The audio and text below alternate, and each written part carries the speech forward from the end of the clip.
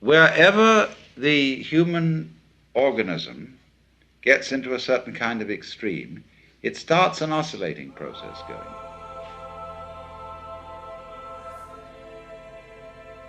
Just as it does in sexual orgasm. And that oscillating process will inspire in others an emotion which they cannot identify either as disgust or as lust. You don't know quite what it is. All those extreme situations, terror, and, as we shall see more, response to pain, have an orgiastic quality. And they are therefore embarrassing because they conflict with our image of ourselves as in control, composed, deported. That's in the sense of deportment.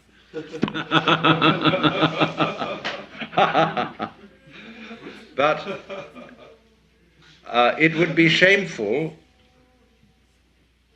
in a way. You might not want to look at your own face in a state of complete sexual rapture. As a matter of fact, if you saw a photograph of your face, you wouldn't be able to tell whether you were in pleasure or in pain. It might be either. Because then, you see, what has happened is that a tide, a vibration, a pulsation has taken over the whole being, so that you are, as it were, in the possession of a god. And that's something taboo. So we begin here to move into a very difficult area, because a lot of people were beginning to say, this conversation is getting out of line because we're moving into what are normally called perverse experiences. And the two critical forms of perverse experience are sadism and masochism, where there is the association of pain and ecstasy. In sadism, the confusion of another person's suffering with that person's sexual orgasm. In masochism, the identification, or if you want to say confusion, of your own suffering with sexual orgasm. Now we say, well, that's pathological, that's absurd. But it exists. People do it all the time, both ways, and sometimes both together.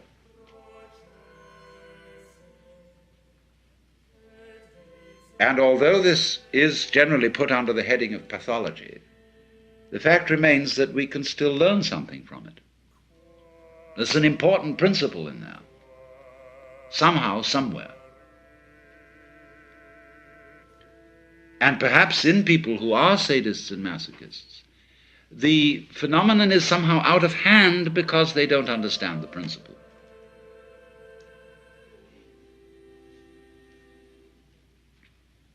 Now, do you realize many sadists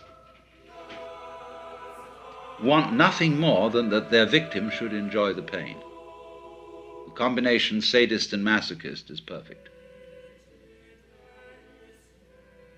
And many sadists would be quite reluctant if the victim really didn't like participating in this at all. And so there's the joke of the masochist asking the sadist to beat him, and he says, I won't.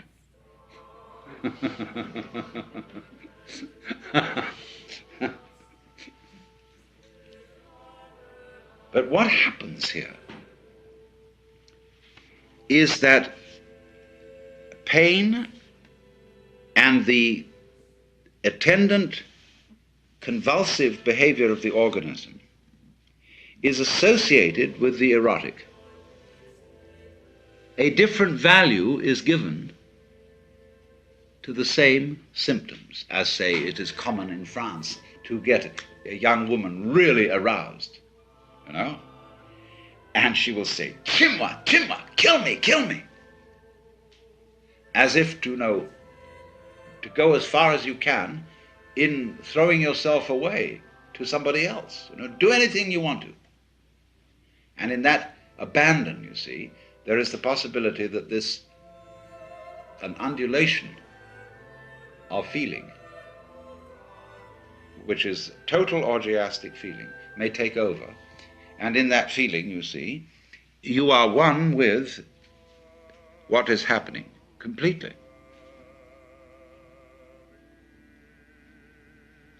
And that's what everybody, as it were, finally aspires to.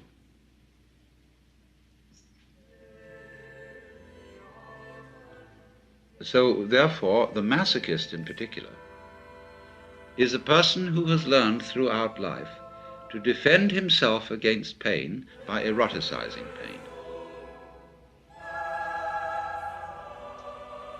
Now, do you understand how, therefore, different valuations can be put on one and the same vibration? We see, don't we, all that we experience is understandable as a spectrum of vibrations. There are different kinds of spectra. There's the spectrum of light, there's the spectrum of sound. We can also think of spectra of smells, of tactile feelings, of emotions, and so on, all down the line. We are, as it were, living in the midst of a woven tapestry of many dimensions, in which the warps and the woofs are all these different spectra of various kinds of vibrations. And as on the loom, the warp crosses the woof, and if you didn't have one, you wouldn't have the other. It takes two to reveal the pattern. So see yourselves as patterns in a weaving system. You wouldn't be here if it weren't for the interlocking of all these different spectra of dimensions. So then, here they go, and these things are vibrating. Now, when it reaches a certain point, you say, oh, that's too much. When it reaches another point, you say, it's not enough. Why, there's nothing here. I don't feel a thing. No, I got to go to sleep. But on the other end, you say, no, you're going far enough. If you go any further, that's going to tear things apart. I can't withhold this tension, see?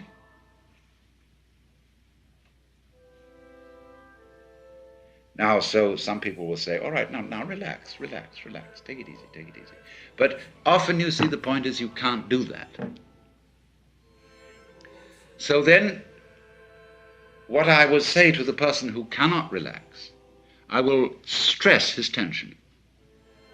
Go the other way. In other words, go with the line of least resistance. Say, okay, you're tense about all this. Now let's say, really tense.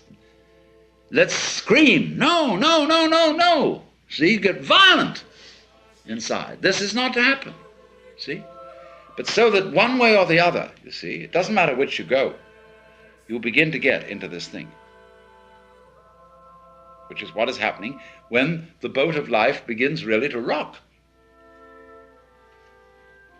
Get rocking with it by whatever way is open. But you are not going to force the issue here. Instead of saying to you, you should be doing it another way than you're doing it, I will be saying, now find out the way you must do it and go that way. Now, this is a general principle of an art, and we will find there is a kind of, there are limits to this art and how it can be used and so forth. But once the general principles are clear, there aren't many serious problems left. That if you begin to look at it in that way, you will begin to realize that ecstasy, by one road or another, is inevitable. That indeed ecstasy is, in a way, the nature of existence. There is a universe for the simple reason that it's ecstatic. What else is all this fireworks about? It is just like music in this ecstatic thing going off. And you have to be certainly careful in a little way here that any initiation into a deep wisdom is apt at first to demotivate you. You think, what the hell am I doing? And all these projects and building this up and that up or doing something to save the world or so on and so forth. Well, why? The whole thing is nonsense. Yes. If you stick there, that's what they call in Mahayana Buddhism the Pratyeka Buddha. That means the private Buddha, as distinct from Bodhisattva, who comes back into everyday life, as they say, for the liberation of all other sentient beings. Because when you know that all this is all right anyway, and that the situation is inevitable ecstasy, I mean, you're going to get it one way or another. And you say, well, what was all the fuss about, you know? The fact remains that a lot of people just don't know that and are really hating life, not knowing how to handle hate. And if you are at a certain point, you know those other people are you. They're like you had an extended body and all these were nerve ends on the end of it, you see.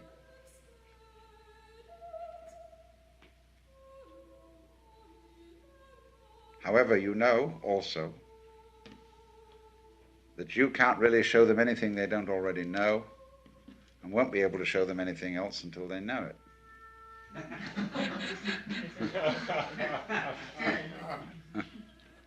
But then the question, what shall I do, has now disappeared.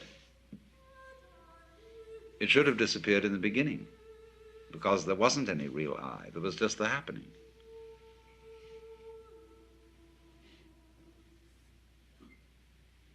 And so that question brings us back again to the experience itself. See? And that's the only way that you can answer the question, is from the experience. You could say, what would happen if? The answer is only, you must feel it, then you will know. And the people who hear about this and say, well, wouldn't everybody become totally callous and impassive? How can you assure me that that wouldn't happen? I say, I can't. But you must get into this state, then you will find out. There's just no you to get into it anyway.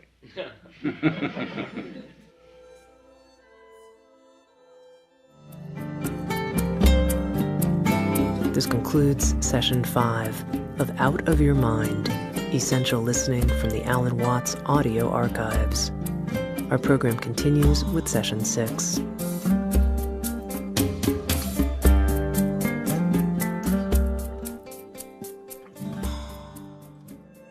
Now, let's get practical. You say, okay, I understand what you are saying theoretically. But I know that I would be terrified if somebody was going to tell me that I'm going to die. And that I would look frantically around for some doctor, some sort of something. That this panic to live is in us in an uncontrollable way, and this is part of the reason why we say we have an instinct to survive. The instinct is this panic. So let's take another step now, in the same way as I showed you steps about realizing that you don't have an ego. You say to yourself in the ordinary way, when you feel that panic, you feel a bit ashamed of it, even though you've been taught that you should do everything possible to survive. See what a bind you're in here? So one feels, oh goodness, I must face this thing calmly and bravely and not be in this panic. But the point of the fact is, you are in a panic and you can't stop it. Now that's very important, because this is another way of showing you the same thing that death is showing you, that you can't do anything about it. Just as when you finally realize you can't do anything about the death, you could have solved all that before by understanding you couldn't do anything about the panic. But if you think all the time, I'm supposed to stop this panic, then all that happens is you're at cross purposes with yourself again. The panic is, of course, put off in the ordinary way. We all know we're going to die. But it's sufficiently far off so that we can put it out of our minds.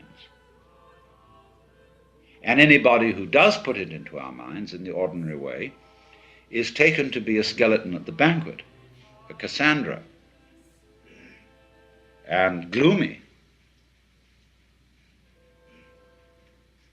so that the old-fashioned preacher of bygone days, who preached about death, and those monks who kept skulls on their desks, and all that sort of thing, is regarded today as very morbid. Why, in the Baroque times, there was a fashion for a while of making tombstones with marvelous sculptures of skeletons and bones all over them. And on the Via Veneto in Rome, there is a Capuchin church where down in the crypt there are chapels made where the altar furnishings and everything are made entirely from the bones of departed monks. Then we have among Tibetans and in Buddhists graveyard meditations, and they have trumpets in Tibetan Buddhism made of human thigh bones, and they have cups, ritual cups made of the domes of human skulls, richly worked in silver and turquoise. And we say all that is very morbid. So, from this point of view, you can see, first of all, theoretically, how death can solve its own problem. Now, if you say, I can only see it theoretically, and I can't go the whole way with you, then I will ask you, what is blocking you? Will you say, it gives me the heebie-jeebies and the horrors? I say, all right, so death is not the problem, the heebie-jeebies is the problem. So let's deal with the heebie-jeebies in the same way as with death. You cannot stop the heebie-jeebies. You think you should. I say, don't. The heebie-jeebies are very valuable. Not that they will stop you from dying, but because from them you will learn the same thing as you would learn from dying. But the social pressure on you to resist the heebie-jeebies is terrific.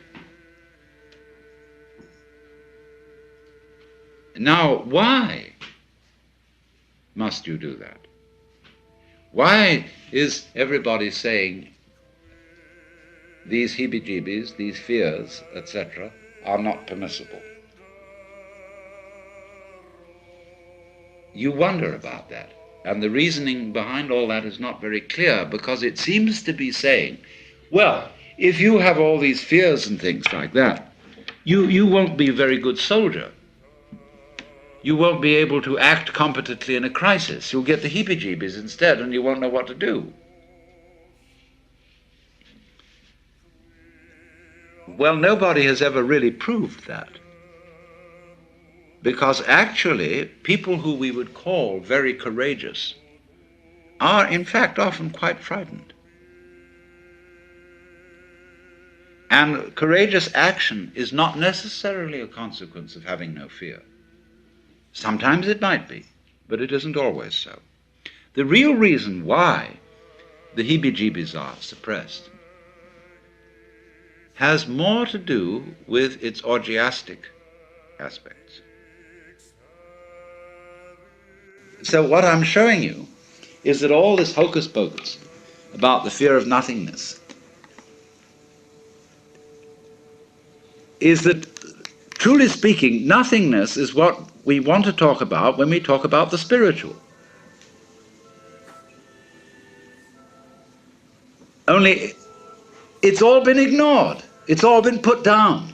You say, oh, nothingness. Bleh! Heaven preserve us from that. But that's where the secret lies. And obviously the secret always lies in the place you never think of looking for it. In mythology, this comes again and again. Okay, this is Christmas. Where is the Christ born? In a palace? No, where no one would think of looking. In pigsty. Although, I have a Japanese friend who once said to me, he said, you know, the real difference between Christianity and Buddhism is that Christ was the son of a carpenter and Buddha the son of a prince.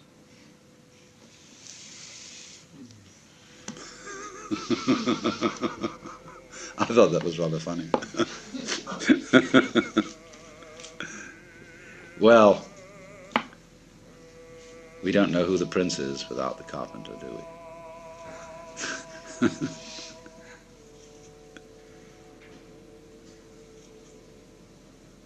Now, it's in that sense, really, that I could suggest to you that you meditate on nothingness. I know you can't think about it. But yet, when it becomes perfectly clear to you that that's what you are,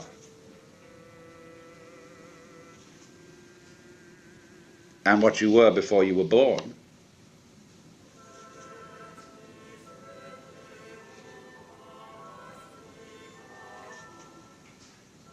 where can anybody stick a knife into you? Fundamentally, you see?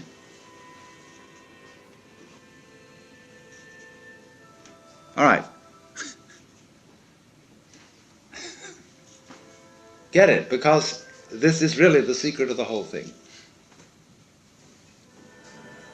If you see that, now we want to go on and be able to answer all the people who will come and bug us about it. Because whether you say anything about it to other people or not, people are going to bug you about this. And say, oh, no. You really are something. You know, you'll know it. Oh, wowee. You know, the life isn't the way you think. It's going to be awful, see? It's going to be real. Ooh. And they'll say, oh, you can. Where in such a philosophy as this is there any basis for the love of one's fellow men? For joy in children, for cultivating gardens, for doing this and that and the other, see? Well, I say, there is no basis in it. That's the same way there is no basis in emptiness for form, or so it seems. But only precisely to the degree that you have discovered the nothingness that you are, you find you're suddenly full of energy. That is energy. It's the source and origin of energy. So that when, you know, there's sort of nothing in your way, then you can do exactly what I was describing as having this glee for going into doing this, that, and the other thing, and being thoroughly creative. But you can't be creative out of just plain somethingness. You need nothingness to be creative. And that's what we are.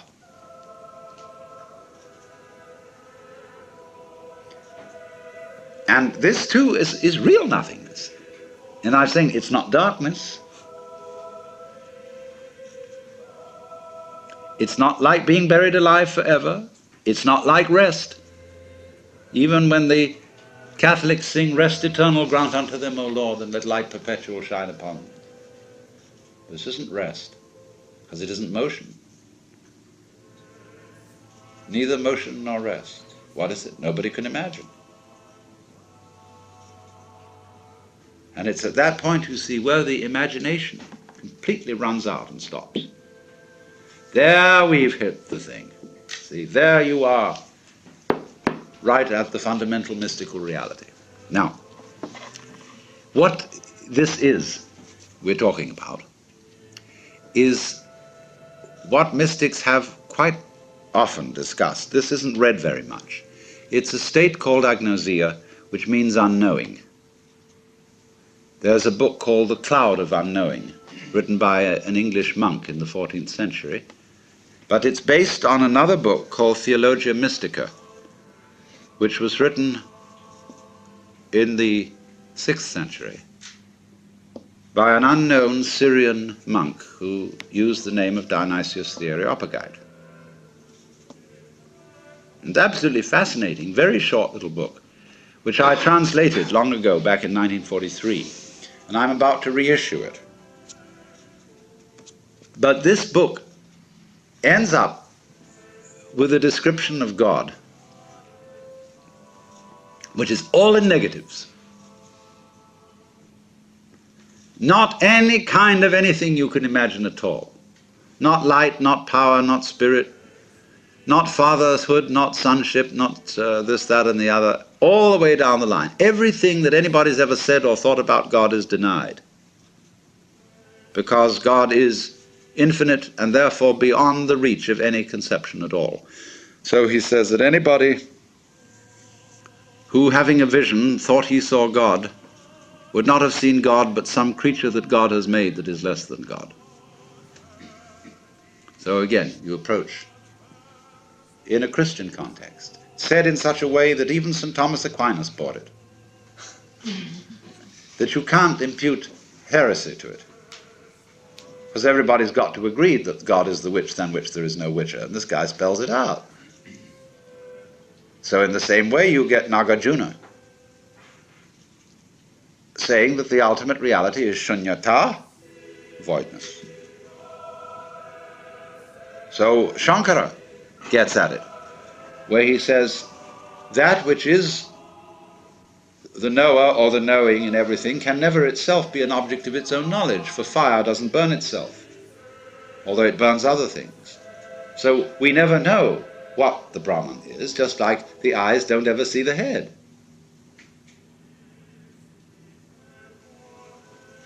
If you put something there, you are stopping short of nothing, and you don't get the whole benefit of it, that's all. If you insist that there is something there, that there is the loving Father at the end of the line, or the paradise garden, you are really cheating yourself. Because it's only when you have thorough emptiness and real downright nothingness at the end of the line that you get the full impact. No holes. Look, Mama, no hands. See?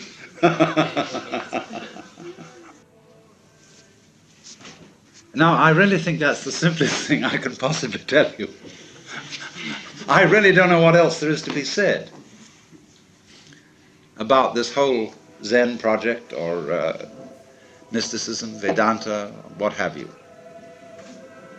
It comes down to that, and there are infinitely many ways of evading. But what I'm trying to point out to you, you see, is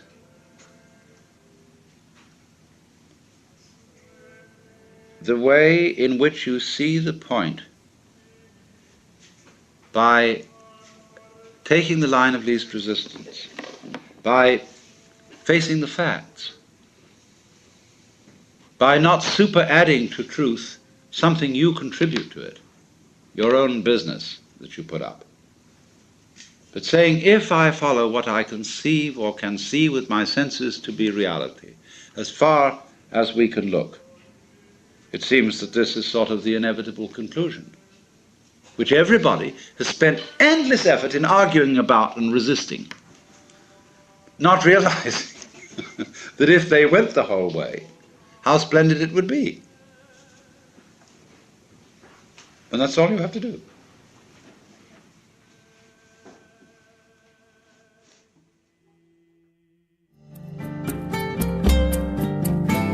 This concludes concludes Session 6 of Out of Your Mind, Essential Listening from the Alan Watts Audio Archives.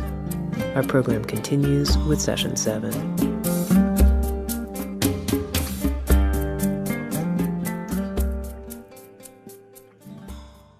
What is stuff like apart from form? What is form like apart from stuff? All those problems which have bothered people for centuries are based on asking the question in the wrong way, on having used the wrong image for the process.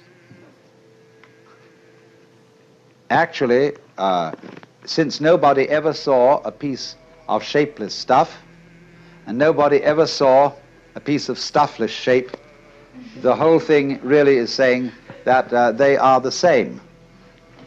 And there isn't any necessity even to think of a difference between them. Even the contrasting words, form and substance, or form and matter, are a nuisance.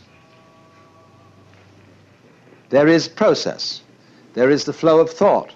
And the flow of thought doesn't have to happen to anyone. Experience does not have to beat upon an experiencer. There is all the time simply the one stream going on,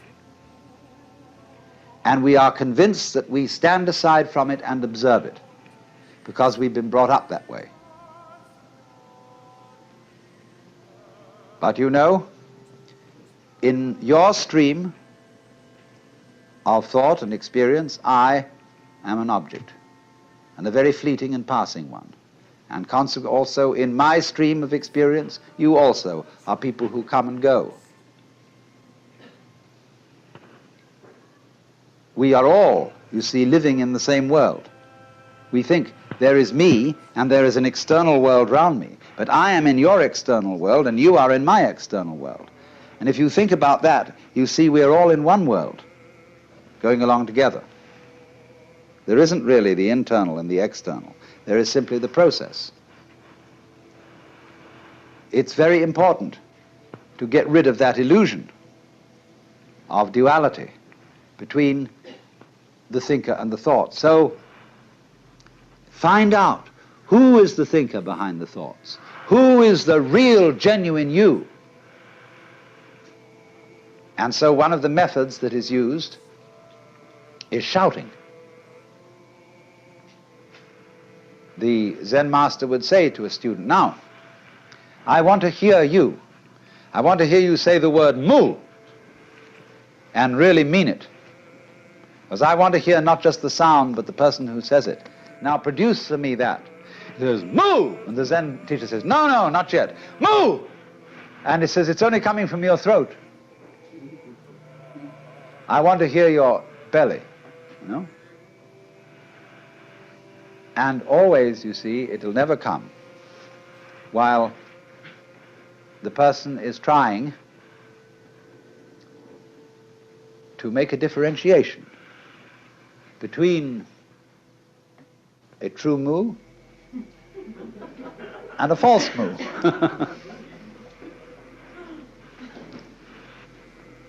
To act with confidence, you just do it. But since people are not used to that, it is necessary to set up protected situations in which it can be done. If we just in the ordinary way of social intercourse acted without deliberation, we would get into amazing confusions. As when people say, always speak the truth. Never tell a white lie. And they say exactly what is true and what they think about other people. Well, they can raise a great deal of trouble. But the experience of Zen has been that there should be a kind of enclosure in which this kind of behavior can be done until the people are expert in it and know how to apply it in all situations.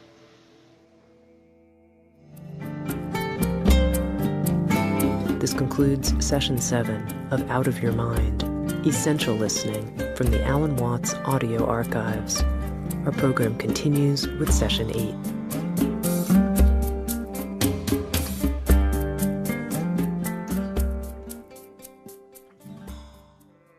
Now, the most amazing gamesmanship goes on in the whole domain of yoga and spiritual practice. You would be astounded. So, I mean, one of the games in all this is to find a little flaw in you, see? Everybody has a place where they can be jiggled a bit.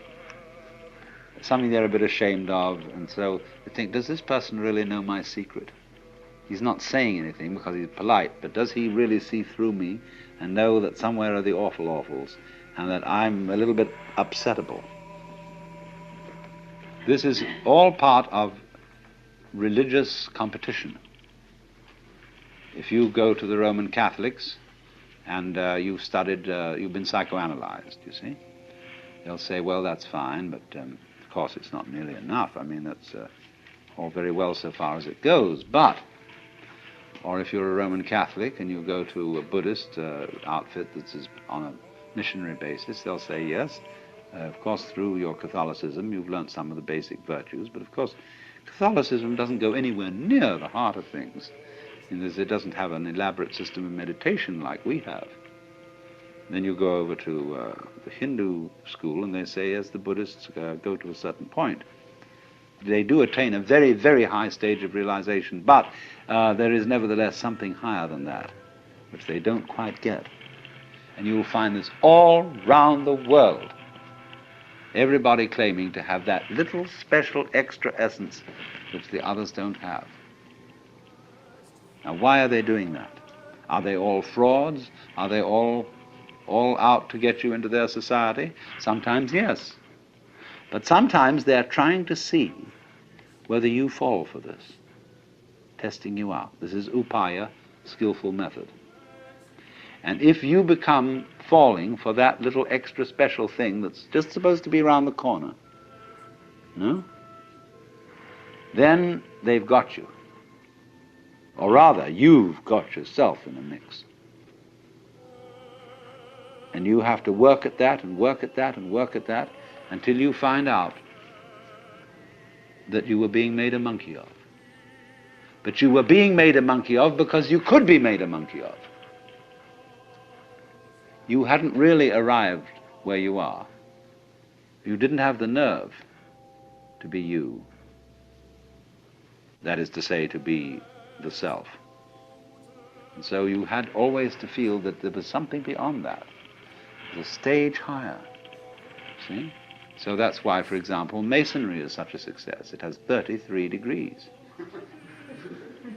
And you know, you can go up that ladder and get higher and higher status. The more degrees, the merrier. There have been things that have invented hundreds of degrees, and they're an immense success. Because you can postpone it longer and longer, like Achilles overtaking the tortoise. He doesn't overtake it in the problem because we keep dividing and dividing the space between Achilles and the tortoise as he approaches the tortoise. What delays Achilles overtaking the tortoise is not Achilles, but our calculations about how he approaches it. We make the calculations more and more complicated as he gets nearer and nearer to the tortoise. But it's only the calculations that put it off. Achilles, in fact, runs right by. So in the same way, you can calculate yourself out of liberation. You can put it off indefinitely by inventing new degrees and new stages. But actually, when you get it, you don't get it. You suddenly see it. It happens instantly. It happens instantly whether you put in 30 years practice or whether you put in 3 minutes. It's the same. Suddenly it dawns on you that that's the way things are. Tattvamasi. Medieval society in the West, comparable to Hindu society, allowed people to check out of the game. It revered and encouraged hermits, monks, nuns, of various types of discipline. There's this difference, you see, for the West and India. You couldn't join the Brahmana caste, the priest caste, from some other caste. But in the European caste system, by becoming a priest or a cleric of any kind, you see, a cleric means simply a literate person. You could familiarize with any other caste once you're in that one. And so it was a wonderful way of rising in society. You could, from being a serf, go to being a priest, to being an archbishop, and consort with the nobility. It was the only way open to cross castes, you see. And because they were the literate people, it was through literacy and through universities founded by clerics that our caste system began to break. And we got the idea of choosing your own vocation and not simply following what your parents did. Now, I want to make an observation here about checking out of the game. This is not encouraged in contemporary society. Because the Catholic Church and the Episcopalian Church are very powerful minorities, they can still support monasteries and even hermits. But you can't be one on your own without great difficulty. Firstly, because you're a poor consumer. See, around here we have a number of hermits. There's a guy out there building that boat, and he's essentially a non-joiner, a poor consumer, and the community, they live a lot along here, and they're not working class people. They are people who dropped out of college because they saw it was stupid. And they're that sort of people. We would call them perhaps beatniks. But you see, the city doesn't like it because they aren't owning the right sort of cars, and therefore the local car salesman isn't doing business through them. They don't have lawns, and so nobody can sell them lawnmowers. They hardly use dishwashers, appliances of that kind. They don't need them. And also they wear blue jeans and things like that, and so the local dress shops feel a bit put out having these people around. And they live very simply. Well, you mustn't do that. You've got to live in a complicated way. You've got to have the kind of car, you know, that identifies you as a person of substance and status and all that. So there's a great problem here in our society. Now, why is there this problem? There's always a very inconsiderable minority of these non-joiners or people who check out of the game. But you will find that insecure societies are the most intolerant of those who are non-joiners. They are so unsure of the validity of their game rules that they say everyone must play. Now that's a double bind. You can't say to a person, you must play, because what you're saying is you are required to do something which will be acceptable only if you do it voluntarily.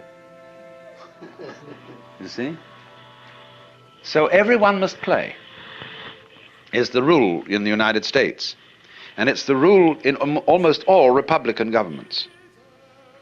I mean Republican in the sense of democratic. Because they're very uneasy.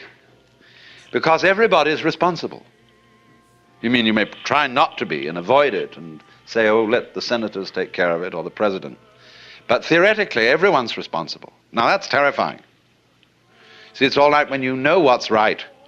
There is an aristocracy, there is the clergy, and they know what should be done, and they're used to ruling, you see.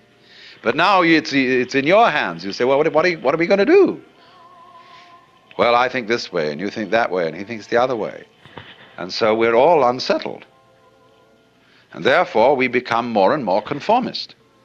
Individualism, rugged individualism, always leads to conformism because people get scared. And so they herd together, and compounded with industrial society, mass production, etc. They all wear the same clothes, and they're sensible clothes that don't show the dirt too much. And we get duller and drabber, and with the exception of the Californian Revolution.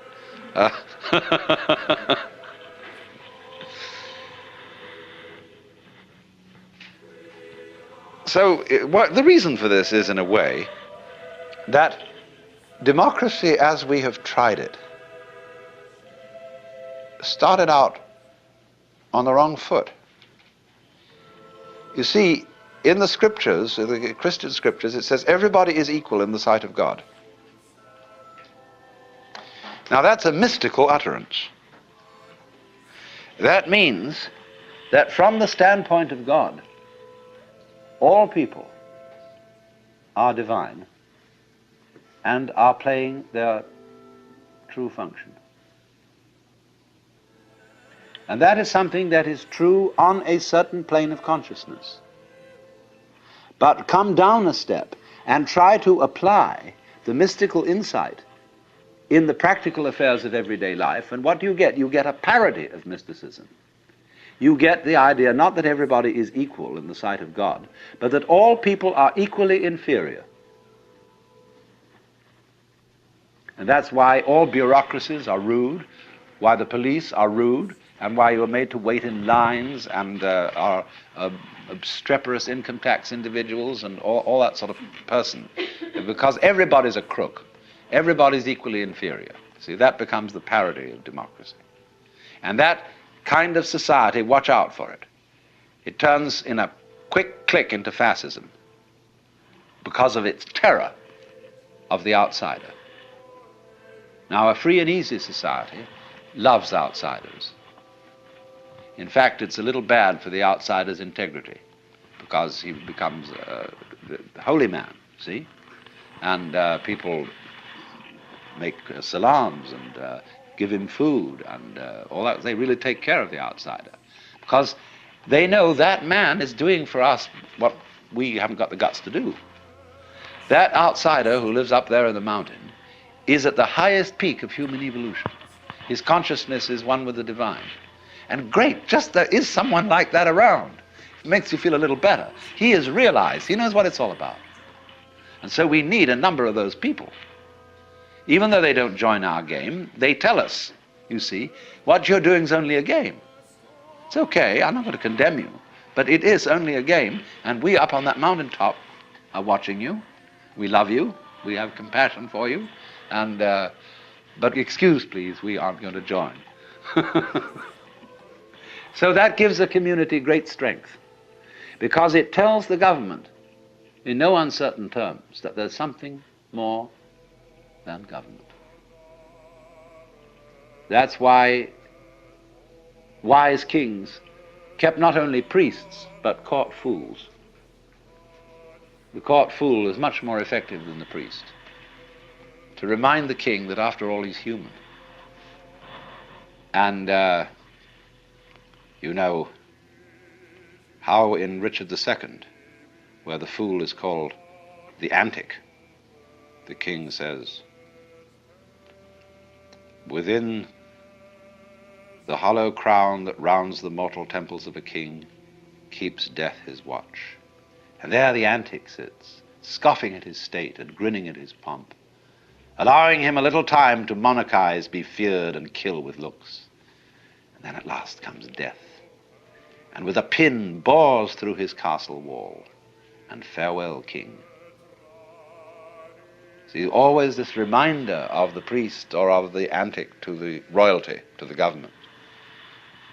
You are going to die. You are mortal. Don't give yourself airs and graces as if you were a god. As king, you are only a representative of God. And there is a force, there are domains way, way beyond yours and way, way higher. But it's very difficult for a Republican government to realize that, because it's insecure. And therefore, in our present world, you cannot abandon nationality without the greatest difficulty. People who try to abandon nationality get constantly deported from one place to another. You must belong to this thing, as Thoreau put it. However far into the forests you may go, men will pursue you and compel you to belong to their desperate company of oddfellows.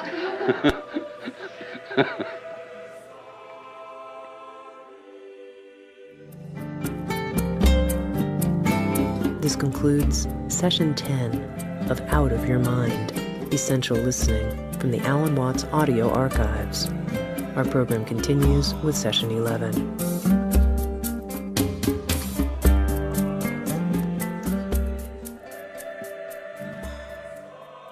Krishnamurti says to people, now look, there is nothing you can do to be liberated, because all your efforts in the direction of liberation are phony. They are based on your desire to boost and continue your ego, and that will never lead to liberation. All you can do, he says, is to be aware of yourself as you are, without judgment. See what is. But then, if you can do that, you have no further problem. But if you try to do it, you're in the same mess all over again. Gurdjieff played the same game in a different way. He said, the most important thing is self-remembering. Always at every moment be aware of what you're doing. Watch yourself constantly and never, never be absent-minded. So all day, when you know you pick up the piece of paper, you realize, I'm picking up this piece of paper, and I'm opening it inside, and so on. And I know I'm doing it this way, so I'm not asleep. Ordinary people, you know, pick up a piece of paper. In this way, we're really picking up the piece of paper. And so all these people are doing this, you know, watching all the time. Now, where do they land up? I've told this story millions of times, really. Excuse me, but it's very important. When they teach you in Japanese Zen how to use a sword, the first thing that the teacher says to the student is, now, if you're going to be a good soldier, you've got to be alert constantly, because you never know where the attack's going to come from. Now, you know what happens to you when you try to be on the alert. You think about being alert, and then you're a hopeless prey to the enemy, because you're not alert. You're thinking about being alert.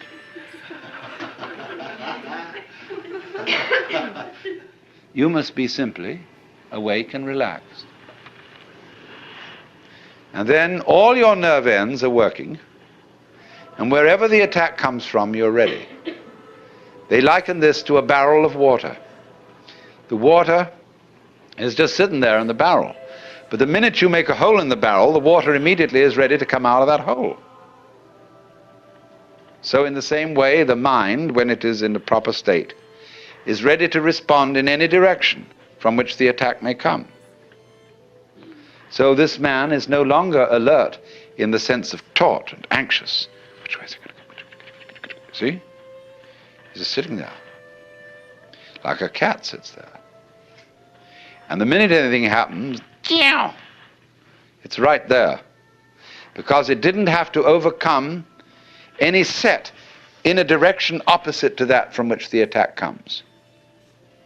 If you're set for the attack to come from there, and it comes from here, you have to pull back from there and go there, but that's too late.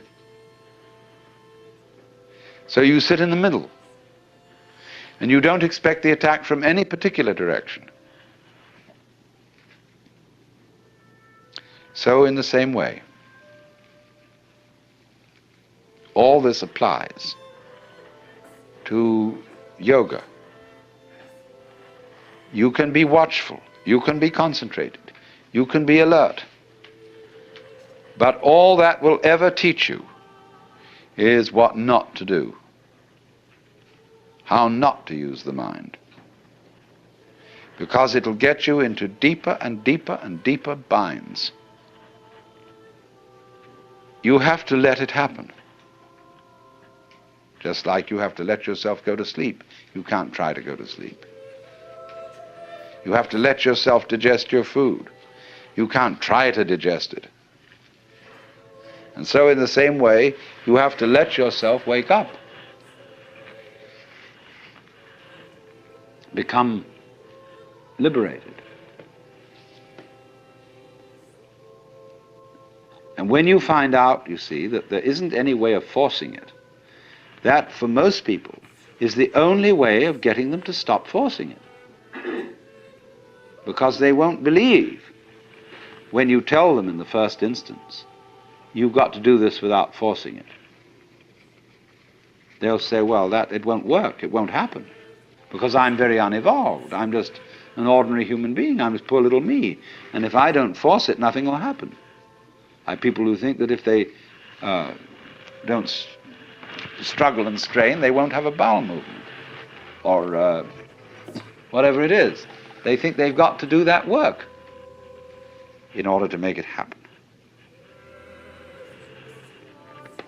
In other words, all that is based on lack of faith, not trusting life.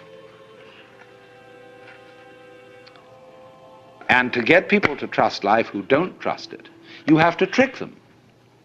They won't jump into the water, so you have to throw them in. And if they are very unwilling to be thrown in, they're going to take diving lessons, you see, in which they're going to go all through, they're going to read books about diving, they're going to do all the preliminary exercises for diving, they're going to stand on the edge of the diving board and inquire whether there's the right posture until somebody comes up beside and kicks them in the butt. And they're in the water. And it's also with this. It really is. So we are living, as it were, on many, many levels of rhythm.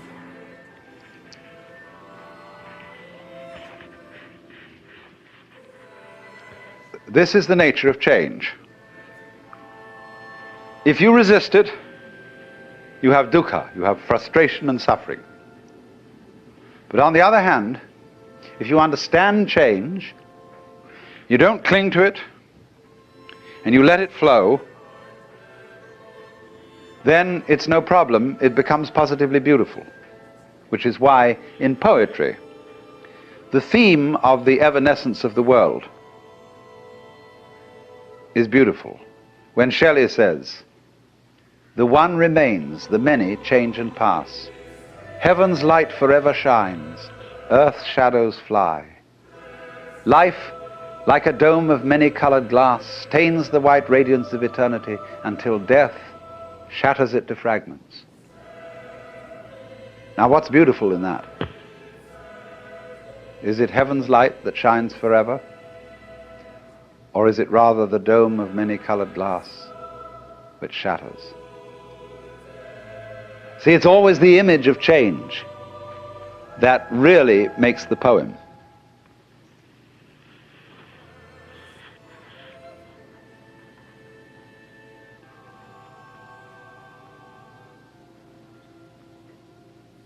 Tomorrow and tomorrow and tomorrow creeps on life's petty pace from day to day. Somehow, you know, the poet has got the intuition. The fact that things are always running out, that things are always disappearing, has some hidden marvel in it. The Japanese have a word, yugen, Y-U-G-E-N, which has no English equivalent whatsoever. And yugen is in a way digging change. It's described poetically. You have the feeling of Yugen when you see out in the distant water some ships hidden behind a far-off island. You have the feeling of Yugen when you watch wild geese suddenly seen and then lost in the clouds. You have the feeling of Yugen when you look across Mount Tamalpais and you've never been to the other side and you see the sky beyond. You don't go over there to look and see what's on the other side. That wouldn't be Yugen. You let the other side be the other side. And it evokes something in your imagination, but you don't attempt to define it, to pin it down. Yugen. So in the same way, the coming and going of things in the world is marvelous. They go. Where do they go? Don't answer, because that would spoil the mystery. They vanish into the mystery. But if you try to pursue them, you've destroyed Yugen.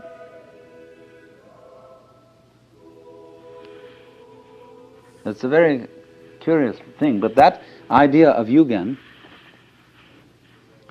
which in Chinese characters means, as it were, a kind of the deep mystery of the valley. There's a poem in Chinese which says, "The wind drops, but the petals keep falling. The bird calls, and the mountain becomes more mysterious." Isn't that strange? There's no wind anymore, and yet petals are dropping. And a bird in the canyon cries. And that one sound in the mountains brings out the silence with a wallop. Like I remember when I was almost a child in the Pyrenees, in the southwest of France, we went way up in this gorgeous silence of the mountains. But in the distance we could hear the bells on the cows clanking. And somehow those tiny sounds brought out the silence. And so in the same way, slight permanences bring out change.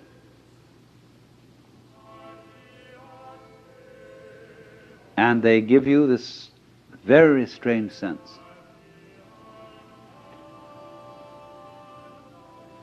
Yugen, the mystery of change. You know, in Eliot's poem, The Four Quartets, where he says, the dark, dark, dark, they all go into the dark. Distinguished families, members of the book of the director of directors, everybody, they all go into the dark.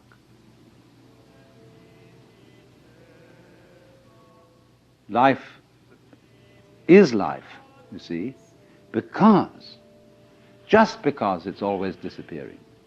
Supposing suddenly, by some kind of diabolical magic, I could say zit, and every one of you would stay the same age forever. You'd be like Madame Tussauds waxworks.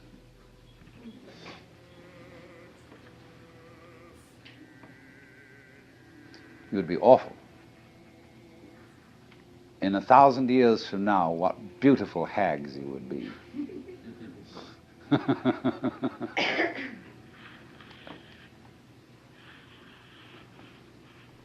So, the trouble is that we have one-sided minds. And we notice the wave of life when it is at its peak or crest. We don't notice it when it's at the trough, not in the ordinary way. It's the peaks that count. Take a buzzsaw. What seems important to us is the tips of the teeth. They seem to do the cutting, not the valleys between the teeth. But do you see, you couldn't have tips of teeth without valleys between them. Therefore, the saw wouldn't cut without both tips and V-shaped valleys. But we ignore that. We don't notice the valleys so much as we notice the mountains. Valleys point down, mountains point up. And we prefer things that point up because up is good and down is bad. But seriously, we don't praise the peaks for being high and blame the valleys for being low. But it is so, you see, that we ignore the valley aspect of things. And so all wisdom begins by emphasizing the valley aspect as distinct from the peak aspect. We pay plenty of attention to the peak aspect. That's what captures our attention. But we somehow screen out the valley aspect. But that makes us very uncomfortable. It seems that we want and get pleasure from looking at the peaks, but actually this denies our pleasure, because secretly we know that every peak is followed by a valley, the valley of the shadow of death. And we are always afraid, because we are not used to looking at valleys, because we are not used to living with them. They represent to us a strange and threatening unknown. Maybe, we are afraid, the principle of the valley will conquer, and the peaks will be overwhelmed. Maybe death is stronger than life, because life always seems to require an effort. Death is something into which you slide effortlessly. Maybe nothing will overcome something in the end. Wouldn't that be awful? And so we resist change, ignorant of the fact that change is life, and that nothing is invariably the obverse face of something. Most people are afraid of space. They ignore it, and they think space is nothing. Space and solid are two ways of talking about the same thing. Space, solid. You don't find space without solid, you don't find solids without space. If I say there's a universe in which there isn't anything but space, you almost say space between what? Space is relationship. And it always goes together with solid, like back goes with front. But the divisive mind ignores space. And it thinks that it's the solids that do the whole job, that they're the only thing that's real. That is, to put it in other words, conscious attention ignores intervals because it thinks they're unimportant. Let's consider music. When you hear music, what you really hear when you hear melody is the interval between one tone and another. The steps, as it were, on the scale. It's the interval that is the important thing. So in the same way, in the intervals between this year's leaves, last year's leaves, this generation of people and that generation, the interval is in some ways just as important, some ways more important, than what it's between. Actually, they go together. But I say the interval is sometimes more important because we underemphasize it, so I'm going to overemphasize it as a correction.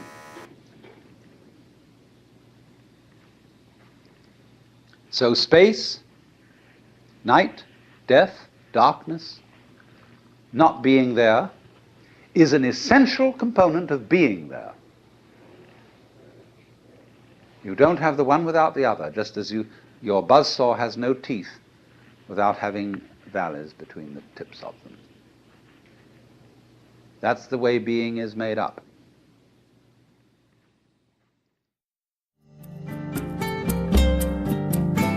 This concludes Session 11 of Out of Your Mind, Essential Listening from the Alan Watts Audio Archives. Our program continues with Session 12.